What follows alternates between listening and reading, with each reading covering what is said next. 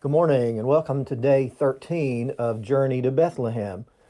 Chances are, if you have a nativity scene as part of your Christmas decorations, there are some very important looking men included among those figures. There are probably three of them. They're probably dressed in fancy clothes and they may be standing beside a camel.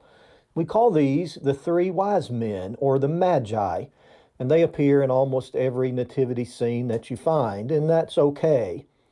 What we know from reading the Bible, however, is that these men were not there at the stable in the hours or days right after Jesus' birth.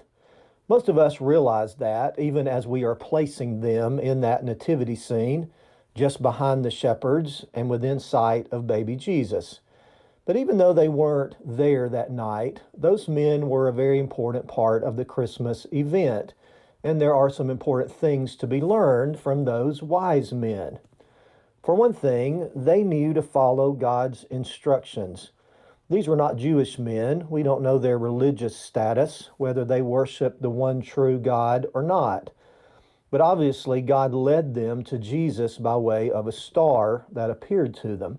They seemed to know that it was God directing them and guiding them.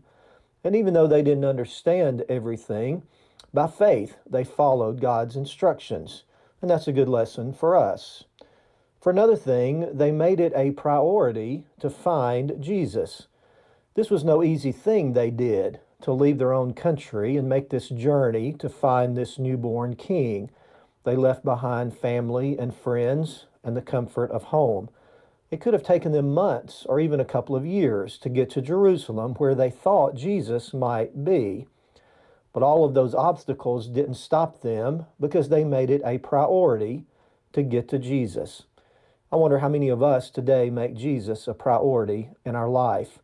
I wonder how small of an obstacle it takes to keep us from Jesus. One more thing, they knew that worship requires sacrifice. They came to worship Jesus. That was their stated purpose. But they didn't come empty-handed. They brought gifts, expensive gifts, as a way to show their devotion, to demonstrate their reverence. In other words, their worship involved giving, it involved sacrifice. We must never come empty-handed to Jesus. We don't always bring something of monetary value, but we must always bring ourselves and give our heart and our reverence and our love. That's worship. That's what worship requires. That's sacrifice. So don't move your wise men out of your nativity scene. They're okay there. But when you look at them, be reminded of these important lessons that they taught us.